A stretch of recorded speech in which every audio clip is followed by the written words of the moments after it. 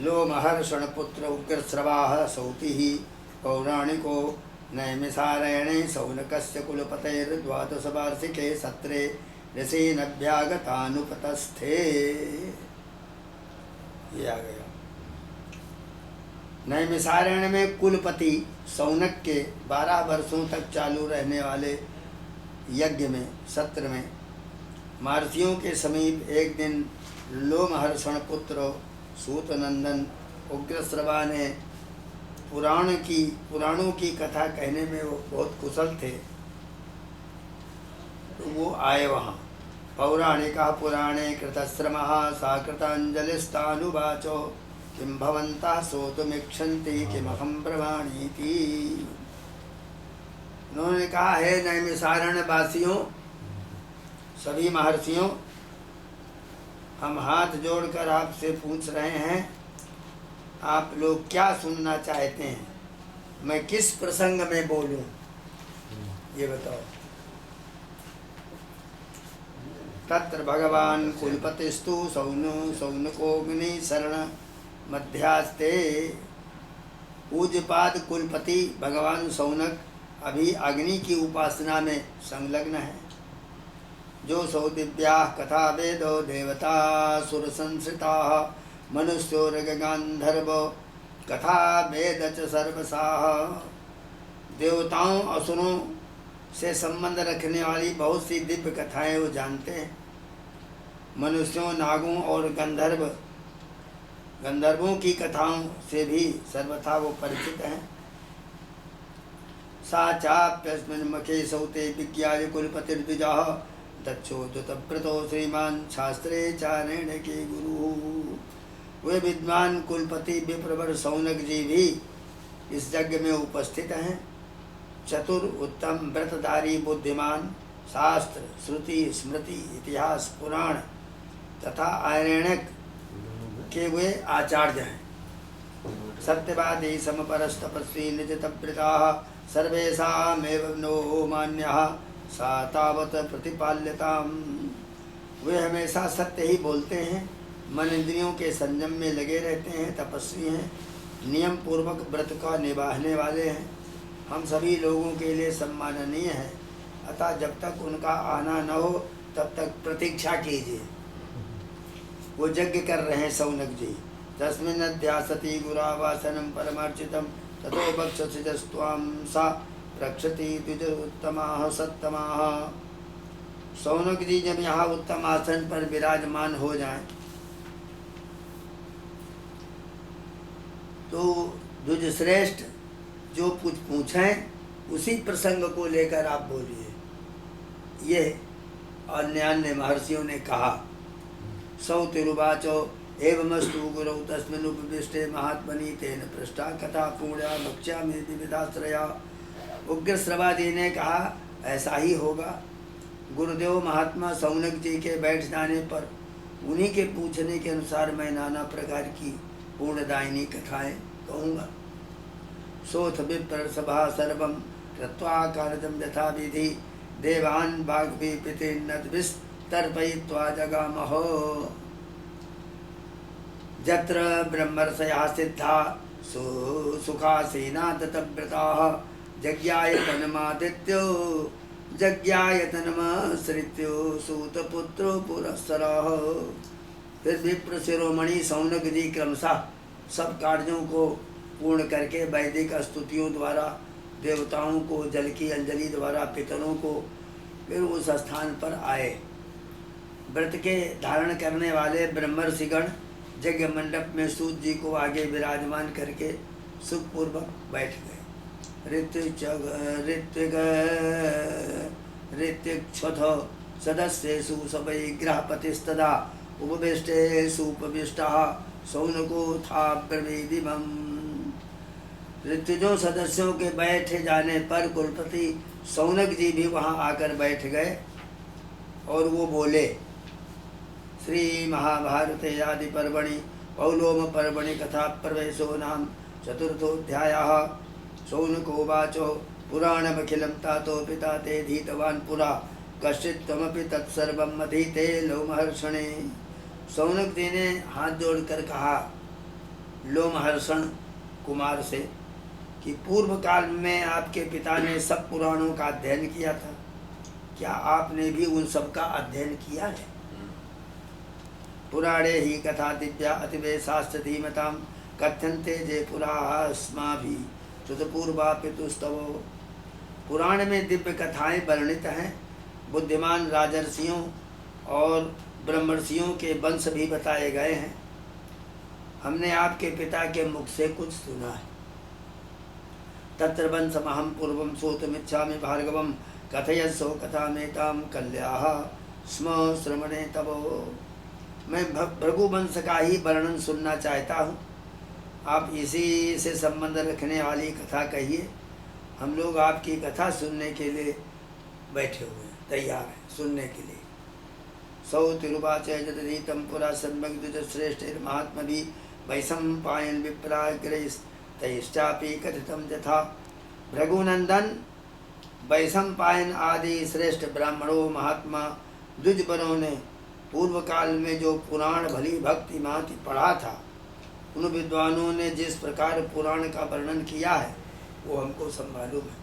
क्या है यदीतं च पित्रा में सम्यक चैव ततो मया तावत् शृणु खोजो देवै सेन्द्रै सरसी मरुद्गणैः। मेरे पिता ने जिस पुराण विद्या का भली भांति अध्ययन किया, मैंने उन्हीं के मुख से पढ़ी और सुनी। रघुनंदन, आप पहले उस सर्वश्रेष्ठ भृगु वंश का वर्णन सुनिए, जो देवता इंद्र ऋषि और मरुदगणों से पूजित है। पूजिता प्रवरो वंशो भार्गवो भृगुनंदनो इमं वंशमहं पूर्वं भार्गवं ते महामुने निगदा मे यथा युक्तं पुराणाश्रय संयुतं भृगुर्महर्षिर् भगवान् ब्रह्मणा वै स्वयंभुवा वर्णस्य कृतो जातः पावकादिति न श्रुतं भृगो सुदयिता पुत्रस्य वनो नाम भार्गवो। कहते हैं कि भृगुनंदन, आप पहले उस सर्वश्रेष्ठ भृगु वंश का वर्णन सुनिए, जो देवता ऋषि और मरुद गणों से, यानी वायु 49 वायु हैं तो मरुद गण कहे जाते हैं, तो मरुद गणों से पूजित है। महामुने, आपके इस अत्यंत दिव्य भार्गव वंश का परिचय मैं दे रहा हूँ। ये अद्भुत है। हमने सुना है कि ब्रह्मा जी ने वरुण के यज्ञ में भगवान भृगु को अग्नि से उत्पन्न किया था, और भृगु के अत्यंत प्रिय पुत्र च्यवन हुए, जिन्हें भार्गव कहते हैं। च्यवन सतदायादा प्रमतिर्नाम धार्मिका प्रमतेरप्यभूत पुत्रो कृताच्याम रुरु ऋत्वितो। च्यवन के पुत्र का नाम प्रमति था। वे बड़े धर्मात्मा हुए।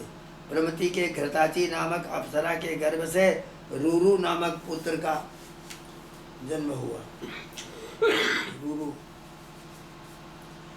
रुरुरपि सुतो यज्ञे सुनको वेद पारगाः प्रमतपरायां धर्मात्मा तो पूर्व पितामह।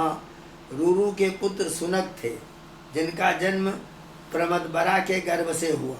सुनक जो हैं वेदों के पारंगत विद्वान धर्मात्मा थे, वे आपके पितामह थे। यहाँ तक आ गए। सौनक से कह रहे हैं, तपस्वी च यशस्वी च श्रुतवान् ब्रह्मवित्तमः धार्मिकः सत्यवादी च निजतो निजतासनः। वे महाराज तपस्वी थे, यशस्वी थे, शास्त्रज्ञ थे, ब्रह्मवेत्ताओं में श्रेष्ठ थे, धर्मात्मा, सत्यवादी और मन इंद्रियों को बस में रखने वाले। उनका आहार विहार बड़ा नियमित था। सौनक उवाच सूतपुत्र यथा तस्य भार्गवस्य महात्मना च्यवनत्वं परिख्यातं तन्ममा चक्षु पृच्छतः। सौनक जी बोले, हे सूत पुत्र, मैं पूछता हूँ कि महात्मा भार्गव का नाम च्यवन कैसे प्रसिद्ध हुआ? वो तो भार्गव थे, उनका नाम च्यवन क्यों हुआ? सौतिरुवाचे भृगो सुदयिता भारजा पुलोमेत्य विश्रुता तस्यां समभवत गर्भो भृगुवीर जय समुद्भवः। हे महामुने, भृगु की पत्नी का नाम था पुलोमा। वो अपने पति को बहुत ही प्यारी थी। उसके उदर से भृगु जी के बीज से उत्पन्न गर्भ पल रहा था। तस्मिन् गर्भे संभूते पुलोमायां भृगुद्भव समरे समशीलिन्यां धर्मपत्न्यां यशस्विना अभिषेकाय निष्क्रांते भृगो धर्मव्रतांबरे आश्रमं तस्य रक्षोत पुलोमाभ्याजगामः। हे भृगुवंश शिरोमणि, पुलोमा जो है यशस्वी भृगु की अनुकूल शील स्वभाव वाली धर्म पत्नी थी। उसकी कुक्षी में उस गर्भ के प्रकट होने पर एक समय धर्मात्माओं में श्रेष्ठ भृगु जी स्नान करने के लिए आश्रम से बाहर निकले। उस समय एक राक्षस जिसका नाम भी पुलोमा ही था उनके आश्रम पर आया। तम प्रवेश आश्रमं दृष्ट्वा भृगुर्भार्यामनिन्दितां हृच्छयेन समाविष्टो विजेताः समपद्यतो। आश्रम में प्रवेश करते ही उसकी दृष्टि भृगु की पतिव्रता पत्नी पर पड़ी। वो कामदेव के वशीभूत हो अपनी सुध बुध खो बैठा। अभ्यागतं तु तद्रक्षा पुलोमा चारुदर्शन निमंत्रित वन्येन फलमूलादिना तदा। सुंदरी पुलोमा ने उस राक्षस को अभ्यागत अतिथि मानकर वन के फल फूल कंद उसे खाने के लिए कहा।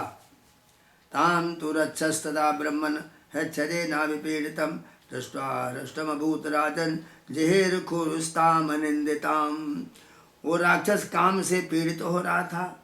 उस समय उसने वहाँ पुलोमा को अकेली देख बड़े हर्ष का अनुभव किया। सती साध्वी पुलोमा को वो हर ले जाना चाहता था। जातमित्यब्रवीत कार्दम जिहिर्सुरमुदिता शुभाम साहि पूर्वम व्रता तेन पुलोम्ना तु शुचिस्मृतो। शुभ लक्षण सती के अपहरण की इच्छा रखकर प्रसन्नता से वो बहुत फूल उठा और मन ही मन बोला कि मेरा काम बन गया। पवित्र मुस्कान वाली पुलोमा के पहले पुलोमा नामक राक्षस ने वर्ण किया। तान तु प्रादात पिता पश्चात भृगवे शास्त्रवत् तदा तस्य तत्किलबिषं नित्यं हृदि वर्तति भार्गवो। किंतु पीछे उसके पिता ने शास्त्र विधि के अनुसार महर्षि भृगु के साथ उसका विवाह कर दिया। भृगुनंदन उसके पिता का ये अपराध राक्षस के हृदय में कांटे सा खसकता रहा। इदमंतरमित्येवं हर्तुं चक्रे मनस्तदा अथाग्नि शरणे पश्चाज्ज्वलग्नं ज्वलंतं जातवेदसं। तो उस जो पुलोमा राक्षस था उसने पुलोमा को हर ले जाने का पक्का निश्चय किया। और इतने ही में राक्षस ने देखा अग्निहोत्र गृह में अग्नि देवता प्रज्वलित हो रहे हैं। उनके यहाँ जो अग्निकुंड था उससे अग्नि जलने लग गई।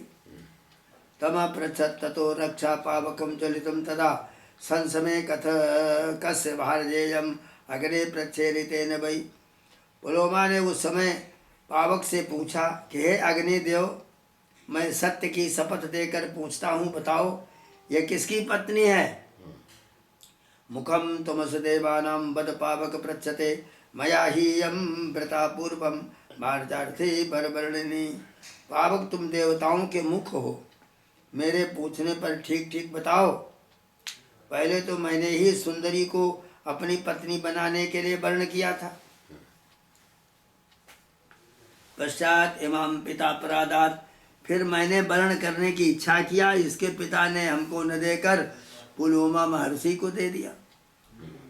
सेयम यदि बरारोहा भृगुर्भारजा रहो गता तथा सत्यम समाख्याहि जीर्घाम्याश्रमादिमां सा मनुस्तत्र हृदयं प्रदहन्निव तिष्ठति मत्पूर्व भारजो यदि मां भृगुरापो सुमध्यमां। किंतु इसके बाद में असत्य व्यवहार करने वाले इसके पिता ने भृगु के साथ इसका विवाह कर दिया। यदि यह एकांत में मिली हुई सुंदरी भृगु की भार्जा है तो वैसी बात सच सच बता दो, मैं इसे आश्रम से हर ले जाना चाहता हूँ। वो क्रोध आज मेरे हृदय को दग्ध कर रहा है। यह मेरी पहले भार्जा थी मेरे मन में, भृगु ने अन्याय पूर्वक हड़प लिया। सौतिरुवाचो एवं रक्षस तथा तमामंत्रे ज्वलितं जातवेदसं संकमानं भृगुर्भार्जां पुनः पुनरपृच्छतो। इस प्रकार वो राक्षस भृगु की पत्नी के प्रति ये मेरी है या भृगु की ऐसा संशय रखते हुए प्रज्वलित अग्नि को संबोधित करके बार बार पूछने लग गया। तुम अग्ने सर्वभूतानां अन्तश्चरसि नित्यदा साक्ष्यवत् पुण्य पापेषु सत्यं ब्रूहि कथे बचा। तुम सदा सब प्राणियों के भीतर निवास करने वाली अग्नि हो। हे सर्वज्ञ अग्नि, तुम पुण्य और पाप के विषय में साक्षी की भांति स्थित रहते हो। अतः सच्ची बात बताओ।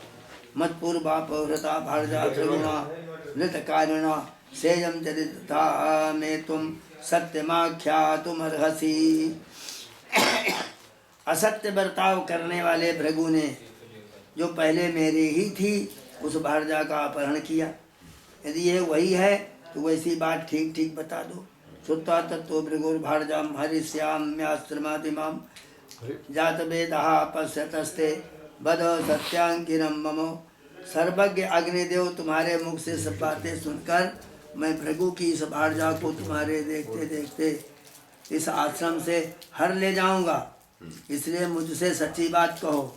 सौ तिरुवाचो तस्यै तद्वचनं श्रुत्वा सप्तार्चिर्दुःखितो भवत् भीतो नृताच्च सापाच्च भृगुरित्यन्यपीत्सनैः। उग्र श्रवाजी कहते हैं कि राक्षस की ये बात सुन करके ज्वालामयी 7 जिह्वा वाले अग्निदेव बड़े दुखी हो गए। वे झूठ से डरते थे और दूसरी ओर भृगु के शाप से। अतः धीरे बोले, अग्निरुवाचो त्वया व्रता पुलो में यम पूर्वम दानव नंदनो किंतु यम विदना पूर्वम मंत्रवन्न व्रता त्वया। दानव नंदन, तो इसमें संदेह नहीं है, पहले तुम्ही ने इस पुलोमा का वर्णन किया, किंतु विधि पूर्वक मंत्रोच्चारण करते हुए इसके साथ तुमने विवाह नहीं किया। पित्रा तो भृगवे दत्ता पुलो में हम यशस्विनी ददाती ना पिता तुभ्यम परलोभान महायसा। पिता ने तो ये यशस्विनी पुलोमा भृगु को दी और तुम्हारे वर्ण करने पर भी इसके महायशस्वी पिता तुम्हारे हाथ में, इसीलिए क्या हुआ?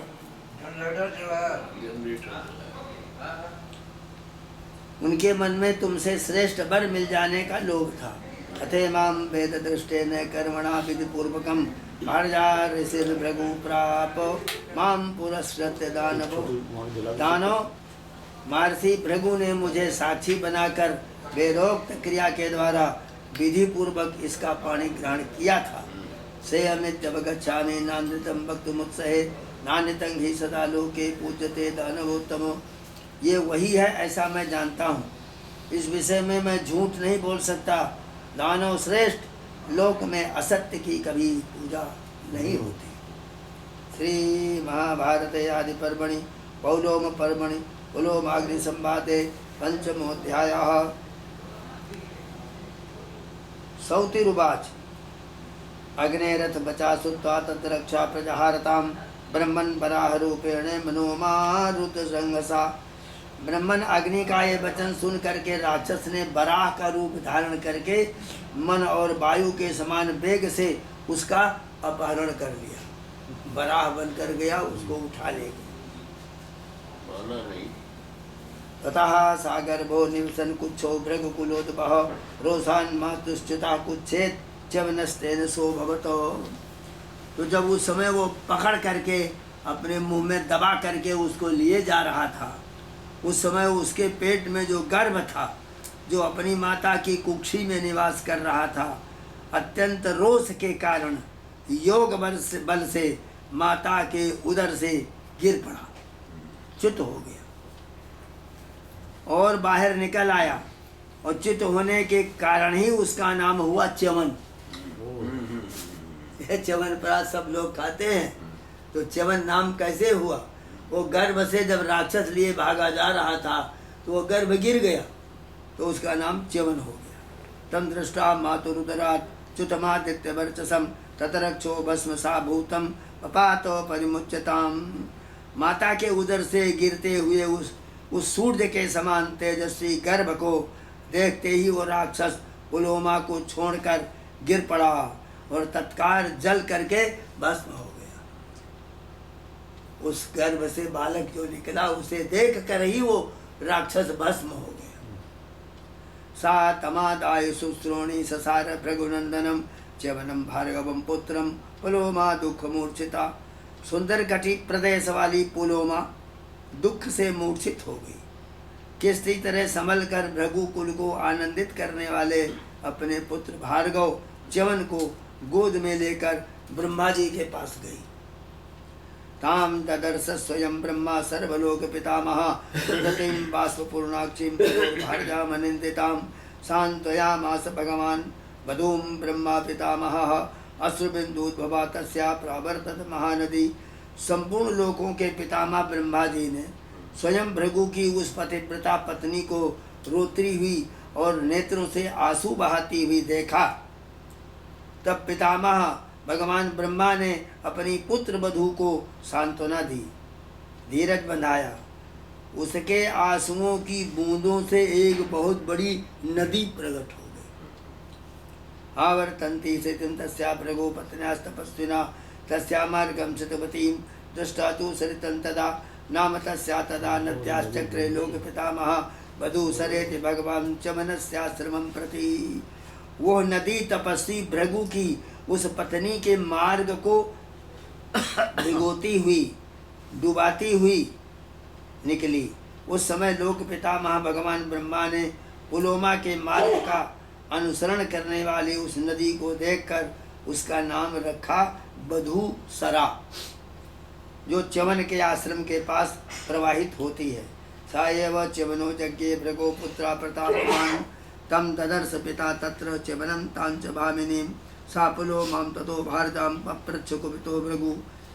भृगु पुत्र प्रतापी च्यवन का जन्म हुआ। फिर पिता भृगु ने वहाँ अपने पुत्र च्यवन और पत्नी पुलोमा को देखा। सब बातें जानकर अपनी भार्या पुलोमा से कुपित होकर पूछा, भृगुरुवाचो केनासे रक्षसे तस्मै कथता तुम जगीरहसे नहि त्वां वेद तद्रक्षो मदभार्यां चारुहासिनीं। कल्याणी, तुम्हें हर लेने की इच्छा से आए हुए उस राक्षस को किसने तुम्हारा परिचय दे दिया? मनोहर मुस्कान वाली मेरी पत्नी, तुम पुलोमा को वो राक्षस नहीं जानता था। तत्त्वमाख्याहितं जाते सप्तमीक्षाम्यहं रुषा विवेति कौन सा पान में कस्य चायं व्यतिक्रमः। ठीक ठीक बताओ, आज मैं कुपित होकर अपने उस अपराधी को श्राप देना चाहता हूँ। मेरे इस साप से कौन मेरे साप से नहीं डरता? किसके द्वारा ये अपराध हुआ? पुलोमो वाच अग्निना भगवन् तस्मै रक्षसे हम निवेदिता ततो माम अनयद रक्षा करो संतिं कुररीमिव। भगवान पुलोमा बोली, भगवान अग्निदेव ने उस राक्षस को मेरा परिचय दे दिया। इससे कुररी की भांति विलाप करती हुई मुझ अबला को वो राक्षस उठा ले गया। साहम तौ सुतस्यासे तेजसा परिमोक्षिता भस्मीभूतं च तदरक्षो मामुत सृज्ये पपात वै। आपके इस पुत्र के तेज से मैं उस राक्षस के चंगुल से छूट चुकी। राक्षस मुझे छोड़कर गिरा और जल करके भस्म हो गया। सौतिरुवाचो इति श्रुत्वा पुलोमाया भृगु परममन्युमान् सशापाग्निमतिक्रुद्धा सर्वभक्षो भविष्यसि। पुलोमा का वचन सुनकर परम क्रोधी महर्षि भृगु का क्रोध और बढ़ गया। उन्होंने अग्निदेव को श्राप दे दिया, तुम सर्वभक्षी हो जाओ, सब कुछ भक्षण करो। ये श्राप जो तुम्हारे पास आ सबको तुम खा जाओगे, चाहे लोहा हो चाहे जो कुछ हो। श्रीमद्भागवते महाभारते आदि पर्वणि पौलोम पर्वणि अग्निशापे षष्ठोऽध्यायः। सौतिरुवाचो सप्तस्तु भृगुणा बन्ने क्रुद्धो वाक्यमथा ब्रवीत् किमिदं साहसं ब्रह्मन् कृतवान् सीमां प्रति। महर्षि भृगु के श्राप देने पर अग्निदेव ने कुपित होकर यह बात कही, ब्रह्मन, तुमने मुझे शाप देने का दुस्साहसपूर्ण कार्य क्यों किया? धर्मे प्रदत्तमानस्य सत्यं च वदता समं पृष्ठो जदब्रवं सत्यं व्यभिचारोत्र को मम। मैं सदा धर्म के लिए प्रयत्नशील रहता हूँ, सत्य और पक्षपात शून्य वचन बोलता हूँ। उस राक्षस के पूछने पर यदि मैंने सच्ची बात कह दी तो इसमें मेरा क्या अपराध है?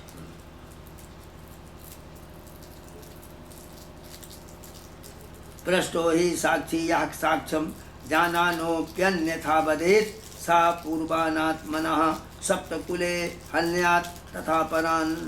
जो साक्षी किसी बात को ठीक ठीक जानते हुए भी पूछने पर कुछ का कुछ कह देता है, झूठ बोलता है, वो अपने कुल में पहले और पीछे की 7 पीढ़ियों का नाश कर देता है, उन्हें नरक में ढकेल देता है। यश्च कार्यार्थ तत्त्वज्ञो जानानोपि न भासते सोपिते नैव पापे न लिप्यते न प्रशंसयः। इसी प्रकार जो किसी कार्य के वास्तविक रहस्य का ज्ञाता है, वो उसके पूछने पर यदि जानते हुए भी नहीं बतलाता, मौन रह जाता है, तो वो भी उसी पाप से लिप्त होता है, इसमें कोई संशय नहीं। सक्तो हम अभिसप्तुम त्वाम मान्यास्तु ब्राह्मणा ममो जानतो बेचते ब्रह्मन कथयसे निबोधत। तो मैं भी तुम्हें शाप देने की शक्ति रखता हूँ, ये अग्निदेव ने कहा, तो भी नहीं देता हूँ क्योंकि ब्राह्मण मेरे मान्य हैं। ब्राह्मण यद्यपि तुम सब कुछ जानते हो, तथापि मैं तुम्हें जो बता रहा हूँ उसे ध्यान देकर सुनो। योगेन बहुधात्मानं कृत्वा तिष्ठामि मूर्तिषु अग्निहोत्रेषु सत्रेषु क्रियासु च मखेषु च। मैं योग सिद्धि के बल से अपने आप को अनेक रूपों में प्रकट करके गार्हपत्य, दक्षिणाग्नि आदि मूर्तियों में नित्य किए जाने वाले अग्निहोत्र और व्यक्तियों के द्वारा संचालित यज्ञों में, गर्भाधान आदि क्रियाओं में, ज्योतिष्टोम आदि यज्ञों में मैं सदा निवास करता हूँ। वेदोक्तेन विधानेन मयि यद् धूयते हवि देवताः पितरस्तेन तृप्ता भवन्ति वै।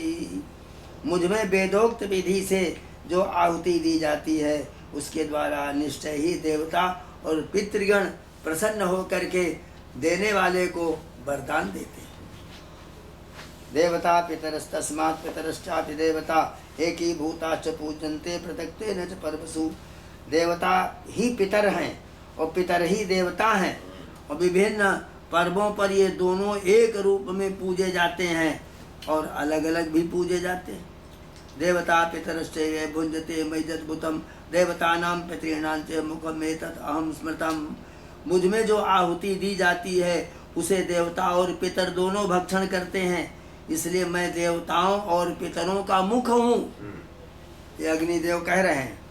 अमावस्याम ही पितरा पौर्णमास्याम ही देवता मनमुखे नैव हूयन्ते भुञ्जन्ते च हुतं हविः सर्वभक्षा कथं तेषां भविष्यामि मुखं त्वहम्। अमावस्या को पितरों के लिए और पूर्णिमा को देवताओं के लिए मेरे मुख में आहुति दी जाती है। उस आहुति के रूप में प्राप्त हुए हविष्य को वे देवता और पितर उपभोग करते हैं। अब बतलाओ, सर्वभक्षी होने का तुमने श्राप दिया कि मैं इन सब का मुँह कैसे हो सकता हूँ। सौतिरुवाचो चै चिन्तयित्वा ततो बन्निश्चक्रे संहारमात्मना दुदानाम अग्निहोत्रेषु यज्ञसत्र क्रियासु च निरोंकार वसटकारा स्वधा स्वाहा विवर्जिता विनाग्निना प्रजा सर्वास्ततया संसु दुःखिता अथर सजा समुद्विग्ना देवान् गत्वा ब्रुवन् बचाह। महर्षियों, फिर अग्निदेव ने कुछ सोच विचार कर ब्राह्मणों के अग्निहोत्र, यज्ञ और सत्र और संस्कार संबंधी जो क्रियाएं होती हैं, विवाह, यज्ञोपवीत आदि, अपने आप को समेट लिया। तो अग्नि के बिना ओंकार, बसटकार, स्वधा और स्वाहा ये सब वंचित होकर दुखी हो गए। महर्षिगण बड़े उद्विग्न हो गए। देवताओं के पास जाकर के बोले, अग्निनाशात् क्रियाभ्रंशात् भ्रांता लोकास्त्रयो नगा विदध्वमत्र जत कार्यम न स्यात् कालात्ययो यथा। अग्नि के अदृश्य हो जाने से अग्निहोत्र की संपूर्ण क्रियाओं का लोप हो गया। उनको सर्वभक्षी कह दिया। उन्होंने कहा अभी सबों से हम अलग हुए जा रहे हैं, वो अदृश्य हो गए। तो इस विषय में जो आवश्यक कर्तव्य हो आप लोग करें। अधर खजश्च देवास ब्रह्माणं उपगम्यतु अग्निरा वेदयच्छापम क्रिया संहार में बचो। फिर ऋषि और देवता ब्रह्मा जी के पास गए और अग्नि को जो शाप मिला था, अग्नि ने संपूर्ण क्रियाओं से अपने को अलग कर लिया। ये समाचार ब्रह्मा जी को बताया। भृगुणा भई महाभागो सतोग्नि कारणांतरे कथम देवमुखो भूत्वा यज्ञ भागाग्र भुक्त तथा हुत भुक सर्वलोकेषु सर्वभक्षत्व में सती। किसी कारणवश महर्षि भृगु ने अग्निदेव को सर्वभक्षी होने का शाप दे दिया है। ब्रह्मा से कहा देवताओं ने, किंतु वे संपूर्ण देवताओं के मुख और यज्ञ भाग के भोक्ता, संपूर्ण लोकों में दी हुई आहुतियों का उपभोग करने वाले होकर भी सर्वभक्षी कैसे हो सकेंगे।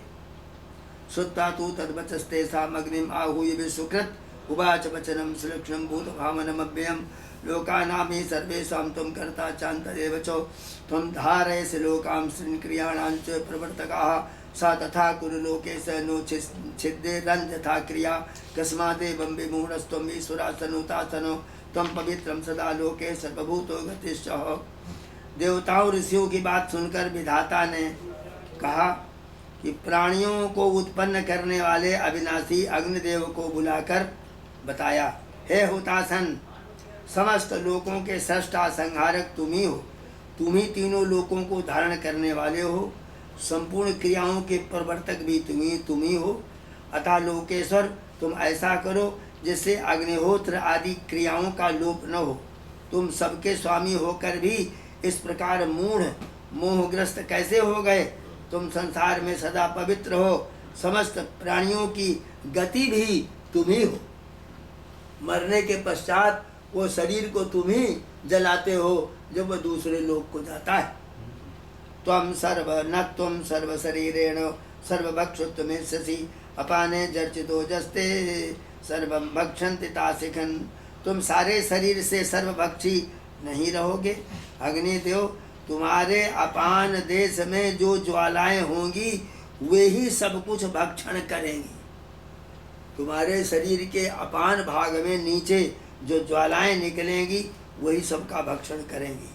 कृप्याता च तनुर्जाते सा सर्वं भक्षयिष्यति तथा सूर्यांशुभिः स्पृष्टं सर्वं शुचि विभाव्यते तथा त्वदर्चिर्निर्दग्धं सर्वं शुचि भविष्यति। त्वमग्ने परमं तेजः स्वप्रभावात् विनिर्गतं स्वतेजसैव तं शापं कुरु सत्यमृषेर्विभो देवानां चात्मनो भागं गृहाण त्वं मुखे हुतम्। इसके पश्चात भी तुम्हारी कृप्याद मूर्ति है।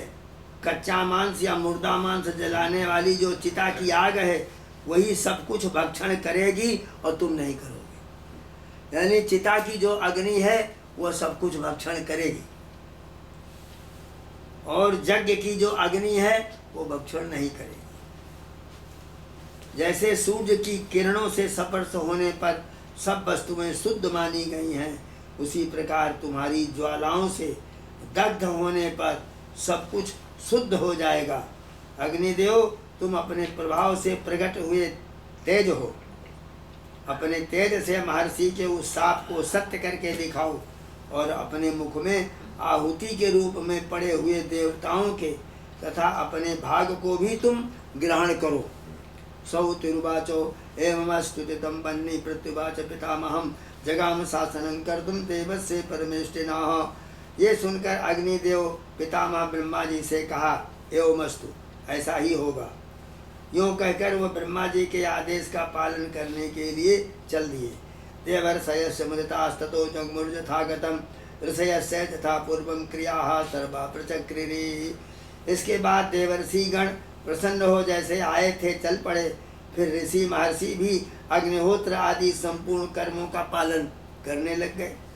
दिव्यदेवा समुद्रे दिव्यदेवा मुदिरे भूतसंगा चलौकिकाः अग्निश्च परमां प्रीतिम अवापोहत कल्मषः।